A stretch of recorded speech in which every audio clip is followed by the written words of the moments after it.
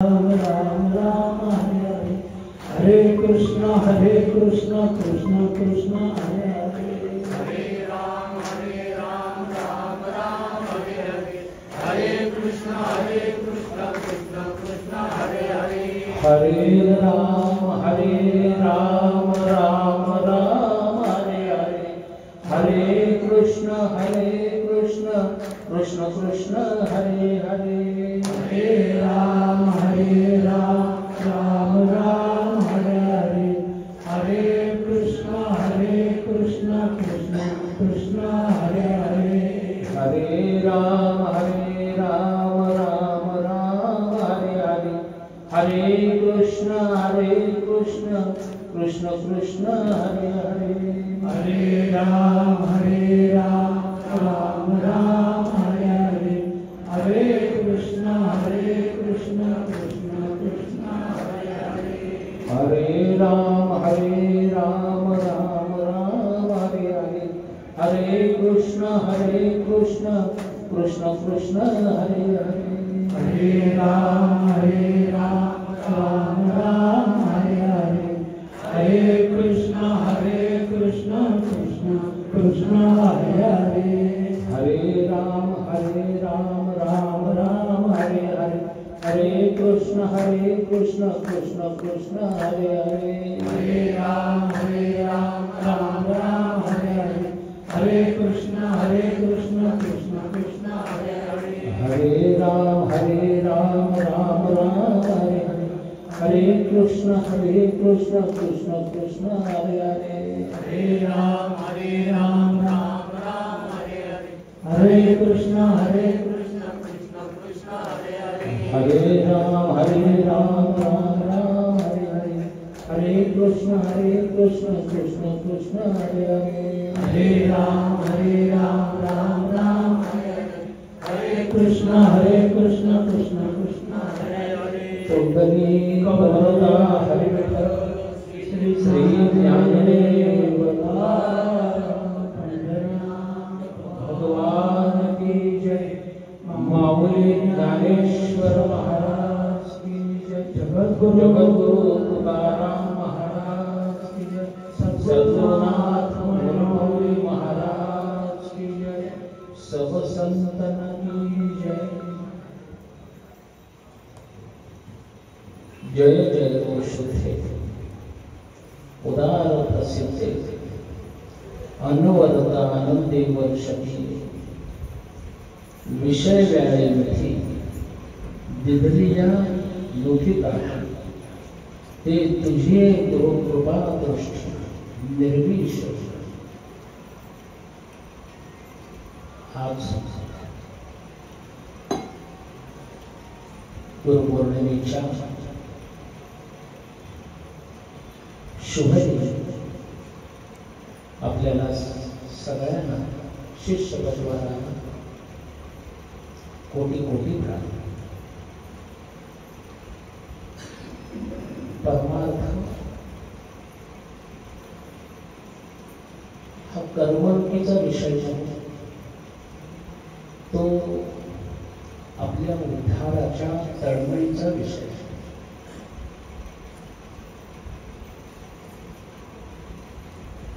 परमार्थाचा संबंध हा हृदयाशी जास्त आहे, आणि जिथे हृदयाला विसावण्याचं स्थान आहे ते म्हणजे गुरुचरण आहे, म्हणून त्या चरणांची पूजा करण्यासाठी भारतवर्षामध्ये आषाढ पौर्णिमेच्या दिवशी गुरूंच्या ऋणातून अंशतः मुक्त होण्यासाठी सनातन धर्मांना गुरुपौर्णिमेचं औचित्य साधलेलं आहे। ज्ञानेश्वर महाराजांनी ही गोष्ट ज्ञानेश्वरीमध्ये अत्यंत भावपूर्ण अवस्थेमध्ये लिहिलेली आहे। त्याच्यामध्ये त्यांनी एक ओळ खर्च केलेली आहे, एक ओळी लिहिलेली आहे, ही सर्व परमार्थाचं सार आहे. आता हृदय हे आपले चौफाळून या भले, वरी बैसवू पावले श्रीगुरूंची. श्रीगुरूंचं स्थान हे हृदयस्थ आहे.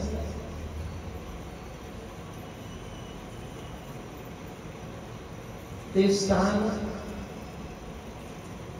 ज्ञानेश्वर महाराज म्हणतात मेंदूत आहे का, तसं लिहिलं असतं. हातात आहे का, पायात आहे का.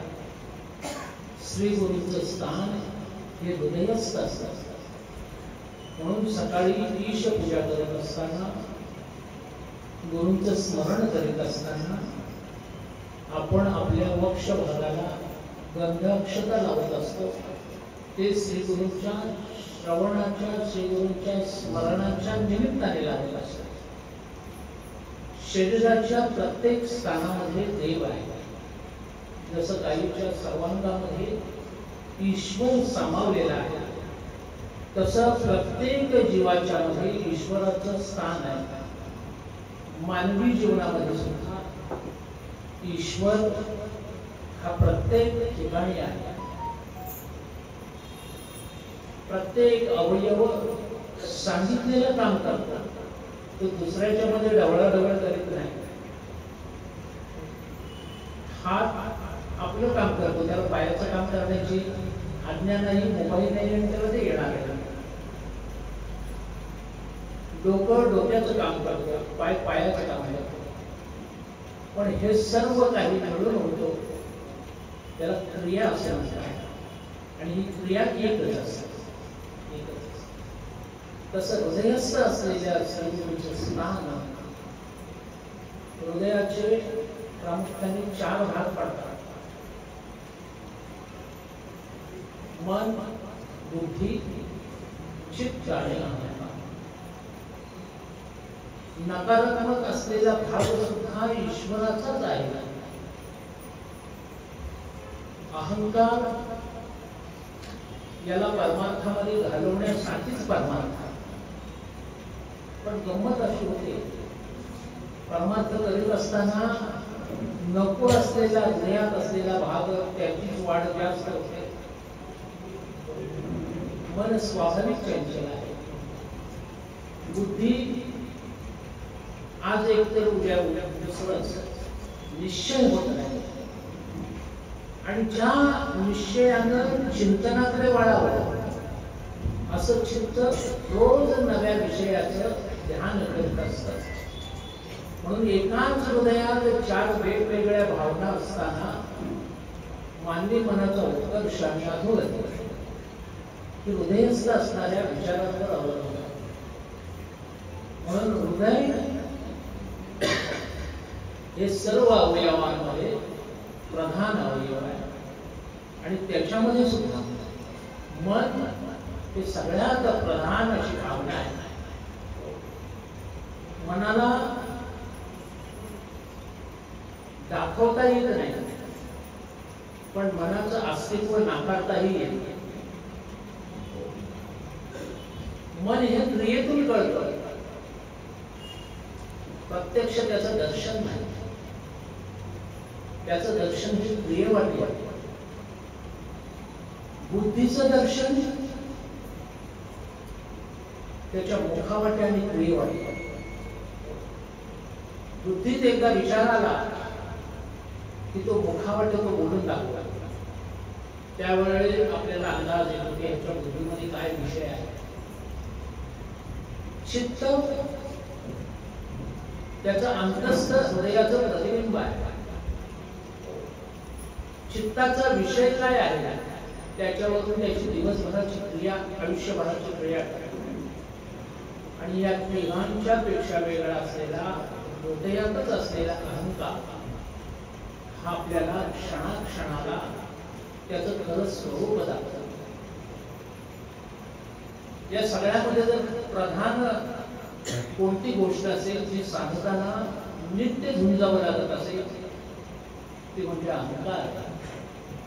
जोपर्यंत मी कोणीतरी आहे ती जात नाही भावना, तोपर्यंत तो देवाचा होऊच शकतो. परंतु गंमत अशी आहे, मी कोणीतरी आहे भावना ही मरेपर्यंत जात आहे. मग ती भावना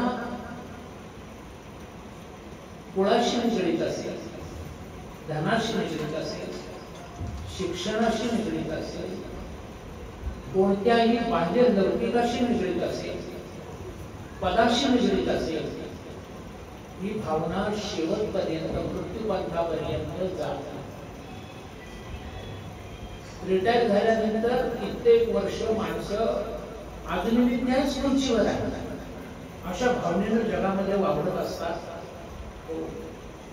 काही काळाकरता त्याला मिळालेली ती खुर्ची शासनाची असेल, एखाद्या कारखान्यात उच्च पदस्थ असतात, परंतु भावना ती त्याला मृत्यूपंथापर्यंत सोडत नाही. माझ्या परिचितामध्ये एका स्वामींच्या भेटण्याचा योग आहे. भगवे वस्त्रधारी, तरुणवयामध्ये संन्यास घेतलेला, संन्यासाचं तेज चेहऱ्यावरती विलसत होतं. नमस्कार केला. माणसाची पाहत पहिल्यांदा चेहऱ्यावरून होत नाही, डोळ्यावरून होत. चेहरा काय वेगळं सांगत असेल, पण डोळे कळत होते.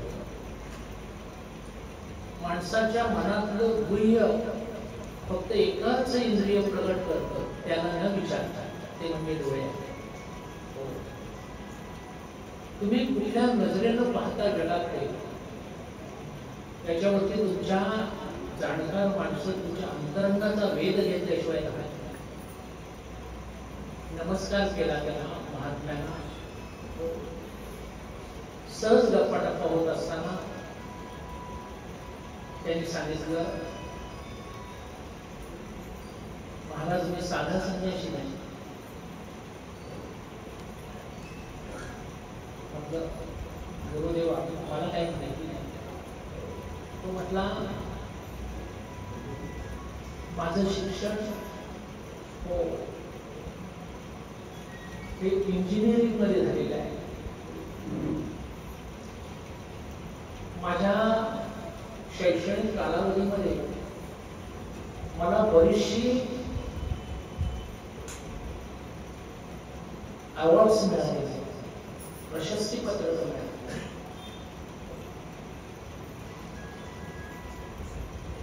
मी अतिउच्च शिक्षण, त्याचबरोबर अतिउच्च घराणं, ब्राह्मणाचं घरातून आलेलं सहज त्याची कांती सांगत होती.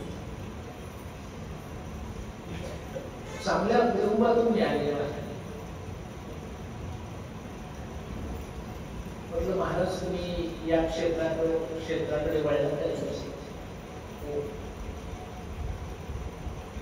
कारण सुखवस्तू असताना सुखात देव आठवत नाही, दुःखात आठवल्याशिवाय राहत. तुमच्या घरात साधन संपत्तीची काहीच कमी नाही, तरी सुद्धा तुम्ही सामान्य भक्त नव्हता, संन्यास पत्करला, सगळ्याच सोडून दिला. हे मला जरा थोडंसं तुमच्याविषयी प्रेम वाटते. तुमच्या त्यागाची मला याच्यामध्ये फार मोठी गुणगौरव तुमच्या त्यागाच्या करायचा. परंतु महाराज काय सांगा, घरी श्रीमंत आई बाप, नोकर चाकर, ऐश्वर्य संपन्न, स्वतःजवळ लौकिक जगामध्ये जगण्यासाठी असणारी गुणवत्ता, या सगळ्यावरती मी लाथ मारली आणि ह्या परमार्थाकडे आले. हो इकडे वळले. आज 10 वर्ष सगळ्या शिक्षण प्रपंचावरती लाथ मारली आणि मी परमार्थ. 2-4 वेळा त्यांनी मला सांगितलंय मी त्यांना नम्रपणे हात जोडून म्हटलं, महाराज एक सांगू का, लात काही बरोबर बसत, लात बरोबर अजूनही संन्यास घेऊन जर तुमच्या मनामध्ये गत ऐश्वर्याची जाणीव असेल, आठवण असेल, मी किती शिकलेलो आहे याची जाणीव तुमच्या आतमध्ये असेल, तर त्याला संन्यास म्हणता येईल. ज्ञानोबाने आमच्या गीता त्याला सांगितले, मी माझे आठवण विसरले जयाचे अंतःकरण, पार्था तो संन्यासी जाण निरंतर. म्हटलं तुमची लाज काय बरोबर बसली नाही त्याच्यावर. जर लाज पक्की बसली असती तर तुम्हाला गत जीवनाची, गत ऐश्वर्याची, गत शिक्षणाची या क्षणाला आठवण झाली नसते. त्याने हात जोडले, ते धीर झाले थोडेसे. मोठ्या मोठ्यांकडून अहंकाराला उलांडणं कठीण. तिथे तुम्ही अगोदर सामान्य. हो, कोणी आपल्याला बरं म्हटलं की आपण उडून जातो. हो, कोणी आपल्याला वाईट म्हटलं की आपण दुखावून जातो. आणि या भावनेच्या पलीकडे येणं हे प्रत्येक जीवाला अवघड आहे, अवघड आहे. आमच्या संतांनी किती सोपं लिहिलेलं आहे, नम्र झाला होता तेने बोलिले देव. मोठ्या मोठ्या विद्वानांना बाजूला सारवला, बाबड्यांकडे येऊन राहिले नाही. त्याच्या चरित्रातून आपल्याला काय समजतं, हेच समजतं. देवाला अहंकार आवडत, लहान पण ते होता येत नाही. तीच तर मानवी जीवनाची गंमत आहे. अहंकार असावा, पण तो किती असावा? स्वयंपाकात जितकं मीठ असावं तितका अहंकार. चवीत होत, मिठाने स्वयंपाक रुचकर होतो म्हणून एखाद्या वाटीभर टाकलं मीठ भाजीमध्ये, आमटीमध्ये, तर झालेलं बिघडल्याशिवाय राहणार. प्रत्येक गोष्टीचं प्रमाण ठरलेलं आहे. तो हृदयस्थ अहंकार आहे हृदयाच्या रूपाने, परंतु त्याचं प्रमाण आपल्याला कळलं तर आपल्याला त्या अहंकारातून सुद्धा आपल्या समाज व्यवस्थेमध्ये आपल्याला जगण्याचं संस्कार. भारतीय हिंदू धर्माच्या किंवा सनातन धर्माच्या जाती व्यवस्थेमध्ये भगवद्गीतेमध्ये भगवंतांनी स्वतः सांगितलेलं आहे, चातुर्वर्ण्य मयाच असतात. 4 वर्णांचा माझ्या ठिकाणी हो मीच त्याचा पुढाकार घेतलेला आहे, मीच त्याचा उद्धार केलेला आहे. कित्येक नास्तिक मंडळी या भगवंताच्या वचनाचा आधार घेतात. बघा, तुमच्या धर्मामध्ये, सनातन धर्मामध्ये तुमचा देवच असा आहे की जो माणसामध्ये येतो. चातुर्वर्ण ब्राह्मण, क्षत्रिय, वैश्य आणि शूद्र. बघा, प्रत्येक जण आपण कोणीही यातायाती धर्म नाही विष्णूचा असा. तुकाराम महाराज म्हणतात, ज्याने भगवंताचा कसा घेतला त्याच्या जीवनामध्ये जाती व्यवस्थेला स्थान नाही. मग देव असं का म्हणतात? त्या चातुर्वर्णाचा पुरस्कार देव का नाही? चातुर्वर्ण आपल्या देहातच नाही. ज्यावेळी आपण सकाळी विशुद्ध अंतःकरणाने देवाची पूजा करतो त्यावेळी आपण ब्राह्मण असतो. ज्यावेळी पोटासाठी, कामधंदा शोधण्यासाठी आपण बाहेर पडतो त्यावेळी आपण क्षत्रिय होतो. प्रपंचामध्ये बाजारहाट करताना आपण वाण्याशी, भाजीवालीशी घासाघीस करतो त्यावेळी वैश्य होतो. जेवढे आपल्या घरातलं बाथरूम आपण साफ करत असतो त्यावेळी आपण शूद्र होतो. आपल्याच जीवनामध्ये हा चातुर्वर्ण्य सामावलेला आहे, सामावलेला आहे. त्यामुळे कोण ब्राह्मण आणि कोण शूद्र हा जाती प्रपंच सनातन धर्मामध्ये नाही. प्रत्येक जीव ममय वंशो जीव लोका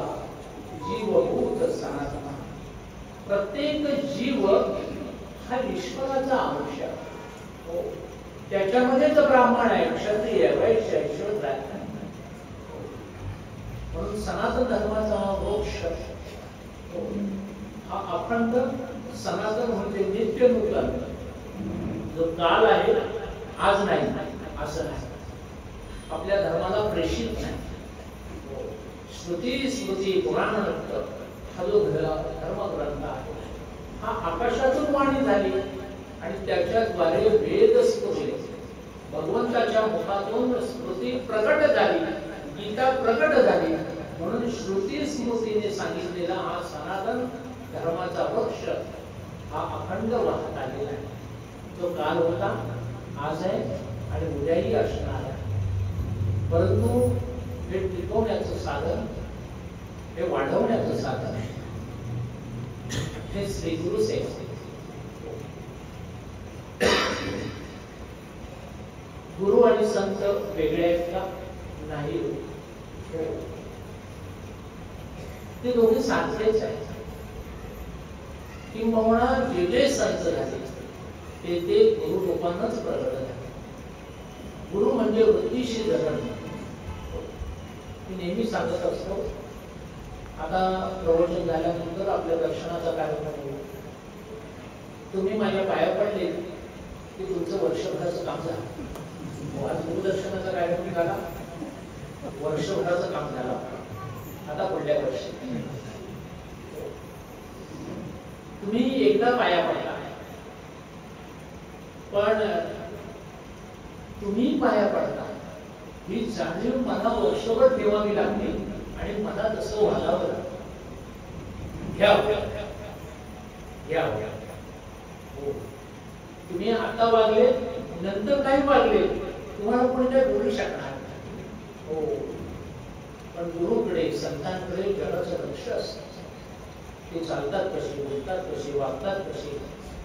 त्यामुळे अखंड सावधान राहणं ही गुरुची फार मोठी जबाबदारी असते आणि ह्या जबाबदारीला तो नमस्कार असतो.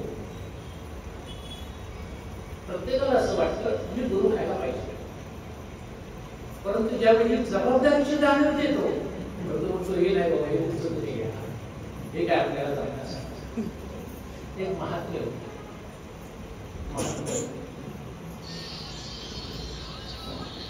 नित्य नूतन आपल्या कुटीमध्ये ध्यानधारणा, उपासना, तपश्चर्या यांचं नित्य चालायचं. बाजूच्या गावाचा एक नास्तिक होता, तो रोज येऊन बसायचा बाबांच्या समोर. सगळेच भक्त म्हणून येत नाहीत, काही नास्तिकही येतात. त्याचं बारीक लक्ष असतं, भक्त समर्पित असतो म्हणून संतांच्या भावनेशी एकरूप असतो. पण नास्तिक असतो तर चिकित्सक असतो. ते खातात कसे, ते उठतात कसे, दिवसभर काय काय पितात, काय काय खातात, काय काय बोलतात, याच्यावरती नास्तिकाचं बारीक लक्ष असतं. पहा तुम्ही असे समाजात कितीतरी नास्तिक असतात की जे आमच्यावर लक्ष ठेवून असतात. त्यांची दिनचर्या कशी असेल तर तो 8 दिवस लक्ष ठेवतो महाराजांकडे. कितीतरी लोक फळं घेऊन येतात, हार घेऊन येतात, वस्त्र आणतात, महाराजांच्या चरणावर ठेवतात. तो ते 8 दिवस बघत होता. 8 दिवस बघत होता. म्हटलं मजा आहे महाराजांची, आपण पण असंच आहे. म्हणजे प्रापंचिक कष्ट नाही, बायकोला भाकरी घालायला नाही. महाराजांचं बघा की आपल्या जाती तिथे खातात, बायका पोरांना कष्ट नाही. म्हटलं आपण पण असं वागायला.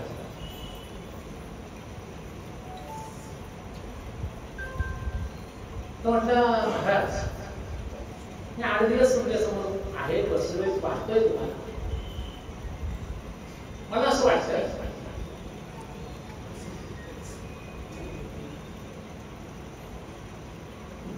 की मला असं वाटतं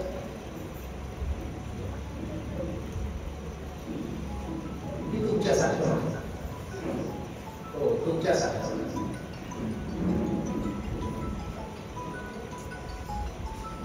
मला गुरु व्हावा असं वाटतं, मला गुरु व्हावा असं वाटतं. महाराज हसले, आपली तुमची इच्छा चांगली आहे,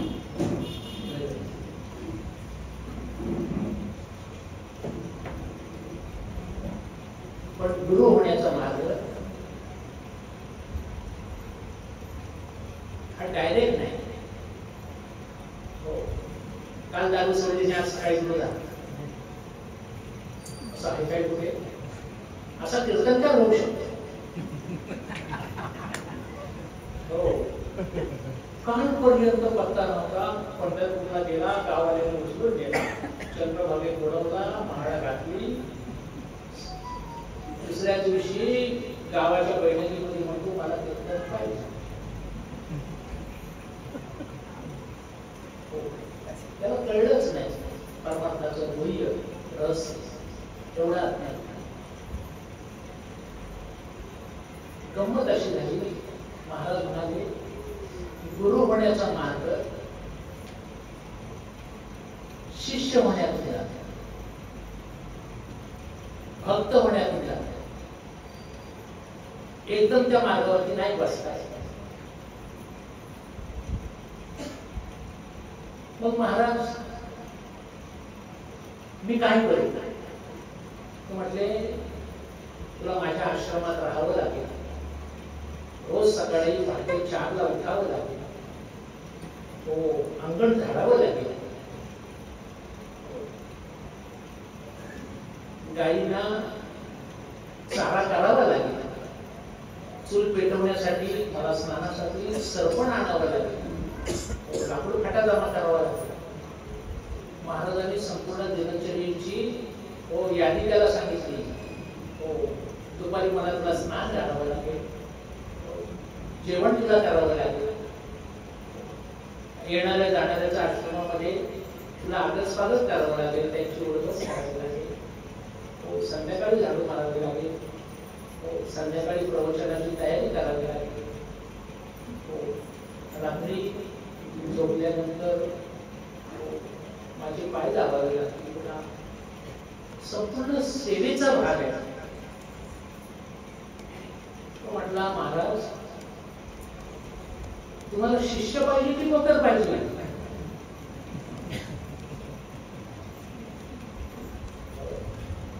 महाराज हसले, म्हणाले जो उत्तम नोकर होऊ शकतो तोच मालक होऊ शकतो.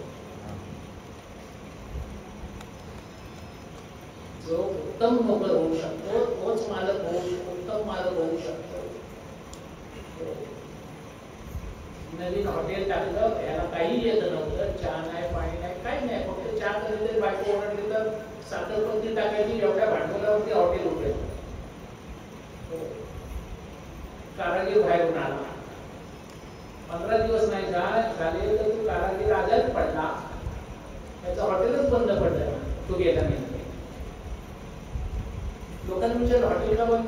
तो कारागीर नाही. तुम्हाला त्याचं काय? तो मला काय त्याचं माहिती, चहा पण मला माहिती. दुकान बंद पडल्याशिवाय राहणार. त्याला हॉटेल टाकायचं आहे, त्याला सगळं यायला पाहिजे, तर त्यांनी त्या धंद्यात उतरावं. जसं ते आहे तसंच सगळ्या धंद्यांचं. आणि ते कधी ते प्रावीण्य मिळतं ज्यावेळी तो स्वतः नोकर होऊन काम करतो ते वाईट. तसंच परमार्थाचं सुद्धा. हो, तुम्ही उत्तम शिष्य राहिला, फळाला आला, पिकला तर सांगावं लागत नाही. गुरु त्या जागेवर उठतात आणि त्याच्या हाताला करतात, बाळ इथून पुढे तू सांभाळायचं, हे मी सांगतो. काय आश्चर्य! गुरु तेथे ज्ञान, ज्ञानी आत्मदर्शन, दर्शनी समाधान आपकी जैसे. श्री गुरूंचा वारस त्यांचा मुलगाच असेल असं नाही, किंबहुना शिष्य हाच सद्गुरूंचा मुलगा असतो. आपण उत्तम शिष्य बनण्याचा प्रयत्न करा, तुम्ही उत्तम गुरु झाल्याशिवाय राहणार नाही. माझ्या जीवनामध्ये आभाळा एवढी माणसं आली की ज्यांनी मला माझ्या बालवयामध्ये तारुण्यामध्ये मला संस्कारक्षम वयामध्ये सगळ्या मोठ्या मोठ्या महात्म्यांनी महाराष्ट्रातल्या थोर विचारवंतांनी माझं जीवन माझे कान माझं मंत्रोक्त केलेलं आहे. म्हणून मी तुम्हाला सगळ्यांजवळ ते प्रकट सांगू शकतो. आपली वृत्ती कशी बनली की लोकांना आपल्याजवळ हे सांगावं लागेल. हो, आंब्याने पिकायचं काम करावं. हो, आपण आपल्यामध्ये बदल घडवून आणला देव सहज आपल्या मागे उभा राहतो आणि आपल्याला त्या पदापर्यंत घेऊन. आणि म्हणून अहंकार हा जातच नाही, पण प्रयत्न करा. हो, मी कोण आहे, हो, यापेक्षा मी कोणाचा प्रति आहे. हो, मी श्रीमंत आहे. श्रीमंतीचा कधीच गर्व करू नका, कारण श्रीमंती म्हणजे पावसाळी ढग येतो आकाशामध्ये, त्या ढगासाठी श्रीमंती आहे. पावसाळ्यातला ढग आपल्या घराच्या कौलावरती दिसतो, असा पाऊस पडेल आपल्याकडे. हो, घरात जातो म्हणतो चहा पितो, दरवाजे लावून घेतो, पावसाची वेळ झाली आहे. चहा पितो, पाहता पाहता तो वरचा आकाशावरचा ढग यांच्या घरावर असलेला शेजारच्या घरावर जातो. तो माझ्या घरावर आलाच नाही, पुढेच गेला. श्रीमंती ही अशीच आहे, पावसाळी ढगासारखी आहे. हो, काही काळ ती आपल्याला असल्यासारखा भास होतो, आपल्याला माणसातून उठवतो. धनाचा स्पर्श, स्त्री स्पर्श, बाल स्पर्श, पत्नी स्पर्श, जीवनातले प्रत्येक स्पर्श माणसाला हे सुखावणारे असतात, आनंद देणारे असतात. पण त्यातही सगळ्यांवरती गुणस्पर्श हा सगळ्यांच्या जीवनाचं शरीराचं चंदन करणार असतो. म्हणून आपल्या जीवनामध्ये तो चंदन स्वरूप स्पर्श अनुभवावा म्हणून सनातन धर्म व्यवस्थेने गुरु परंपरेचं माध्यम ठेवलं आणि प्रत्येक गुरुशिष्य परंपरा या देशामध्ये जागृत ठेवून ज्ञानाचं संवर्धन, ज्ञानाची प्रवाहितता अखंड चालू ठेवली. आणि ह्या अखंड चालू ठेवलेल्या ज्ञानाच्या प्रवाहाला, ज्या प्रवाहाची आपण पूजा करतो, तो दिवस म्हणजे गुरुपौर्णिमेचा दिवस. या दिवशी सद्गुरूंच्या दर्शनाने आपल्या आयुष्यभराचं पुण्य आपल्या पत्रात पडतं. साधनेसाठी मन प्रवाहित होतं, जागृत होतं आणि एकदा मनाचं सहकार्य झालं की आपल्या जीवनाचा उद्धार झाल्याशिवाय राहत. म्हणून गुरुपौर्णिमा, याला व्यासपौर्णिमा असं म्हणतात. व्यासचरित्र फार प्रगाढ आहे. ज्ञान कुठे प्रगट होईल हे सांगू शकत. तसं व्यास आणि सत्यवती, व्यासांचा जन्म, गुरूंचा किंबहुना साधूंचा जन्म कुठल्या कुळात झाला पाहू नये. नदीचं मूळ शोधण्याच्या भानगडीत पडू नये. सुरुवातीचा तिचा प्रभाव फार छोटा असतो. आपली नर्मदा नदीला उगम पावते मध्य प्रदेशमध्ये छोटासा उगम आहे, परंतु तिच्यानंतर विशाल पात्रामध्ये ज्यावेळी वेढा गाठला, जगतपूर जवळ दर्शन होतं, त्यावेळी तीच नर्मदा आहे का छोटी, असा आपल्याला प्रश्न पडतो. त्यामुळे ज्ञानाच्या कक्षा फार मोठ्या आहेत, विशाल आहेत. आणि या विशाल ज्ञानाच्या कक्षा एका श्री गुरु देहामध्ये प्रकट होतात, म्हणून त्यांची पूजा आहे. देव करो आजच्या या गुरुपौर्णिमेनिमित्त तुमच्या जीवनामध्ये ज्ञानाचा प्रकाश पडतो. तुमच्या प्रपंचामध्ये तुम्ही अनुसरत असलेल्या या भक्तिमय मार्गामध्ये तुमच्याकडून प्रगती घडते. तुमच्या मुलाबाळांमध्ये सुद्धा हे संस्कार होतो. आपल्या धर्मावरती आपल्या सनातन धर्मावरती प्रत्येकाने निष्ठा ठेवा, श्रद्धा ठेवा. आम्ही आपल्या मुलांना सुद्धा धर्मशिक्षण घेण्यासाठी प्रवृत्त करा. हो, आपण आपल्या मुलांवरती धर्माचे संस्कार करत नाही म्हणून आपली पुढची पिढी धर्मनिष्ठ होत नाही, ही फार मोठी तेलाची गोष्ट आहे. हो, आपली मुलं धर्मनिष्ठ झाली पाहिजे, त्यांना धर्माचं शिक्षण दिलं पाहिजे. हा विषय माझा फार व्यापक आहे आणि मी तळमळीनं त्या विषयावर बोलत असतो. महाराष्ट्रभर मी त्या विषयावरती सतत बोलत असतो. आज गुरुपौर्णिमेचा दिवस आहे, फक्त एवढंच सांगतो की आपल्या मुलाबाळांना आपण आचरत असलेला धर्म, त्या धर्माची शिकवण, हो, मग ते आपल्या धर्मामध्ये येणारे आपले सण. आता आषाढ महिना चालू आहे. आषाढ म्हणजे देवाच्या करुणाचा महिना, करुणेचा महिना. सुखाची सुरुवात, मानवी जीवनाच्या सुखाची सुरुवात, सुखाची चाहूल ही आषाढ महिन्यात येते. आषाढात जर टणटणीत गेला, कोरडा गेला, तर आपलं पुढचे येणारे 12 महिने सुद्धा कोरडे जातात. पण मानवी जीवन आता रोज बदलत चाललेलं आहे, त्यामुळे निसर्ग सुद्धा बदलत चाललेला आहे. तो वैशाखाच्या सुरुवातीलाच पडू लागलाय पाऊस, तो मार्गशीर्षाकडे पडू लागलेला आहे थंडीच्या महिन्यामध्ये. त्याला कारण, जर माणूस निसर्गापासून लांब जात चालला तर निसर्ग सुद्धा माणसाच्या विरुद्ध जातो. मग त्याला आजार कोणाला व्हावा नाही असं वाटत असेल तर निसर्गाशी आपलं जीवन जोडा. कळलं? पूर्वीच्या काळी आजाराचं प्रमाण फार कमी होतं, काही आजार तर माहितीच नव्हतं. त्याला कारण तो निसर्गातला आहार घ्यायचा, झाडाची फळं, कंदमुळं. आजही आपण गावी आल्यानंतर कधी कधी आता जुनी कंदमुळं उठवून उपवासाला पण खातो, जमिनीत उगवणार. तो याच्यापूर्वी खायचंय, पण आता ती आपल्याला गोड लागत नाही. कारण पैसे आले, तेल टाका, तेल वापरा, पनीर एवढ्या.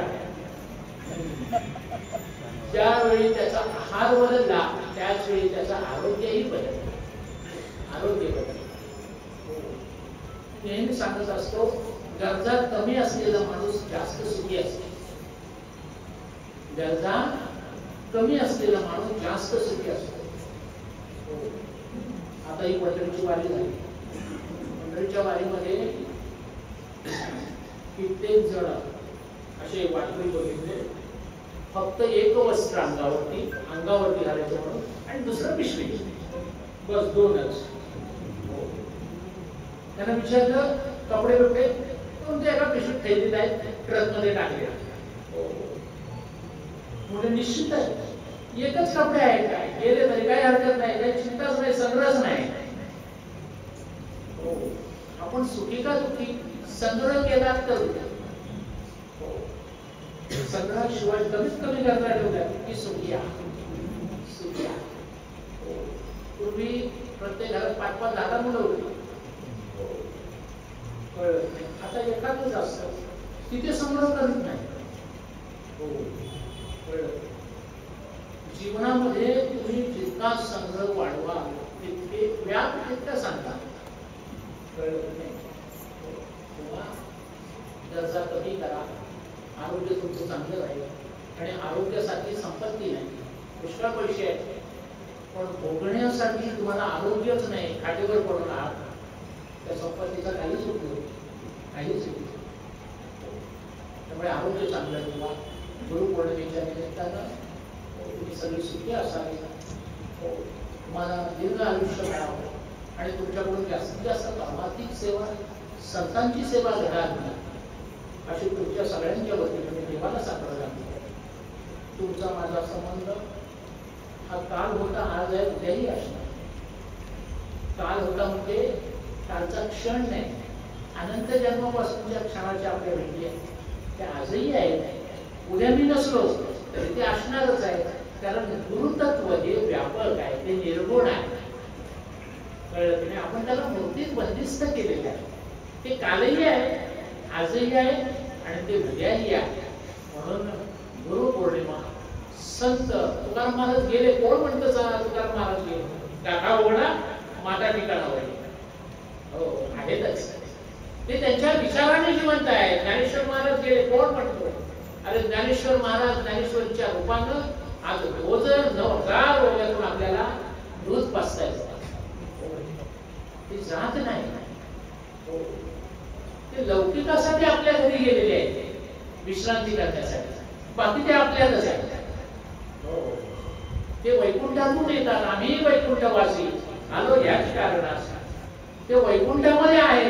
गेले कोण म्हणतो? संत जाईले तो आपले घर जाईले. संत आपल्या घरी जातात. कळत नाही? जिथून आले तिथे जातात. आपल्याला असं वाटतं की शरीर सांगत म्हणजे विचार जात नाही. अशा अर्थानं या देशामध्ये शूर आणि संत हे आपल्यामध्ये विराजमान. देव करो या सगळ्यांचं, शूरांचं आणि संतांचं स्मरण करण्याचा दिवस म्हणजे आता गुरुपौर्णिमेचा दिवस आहे.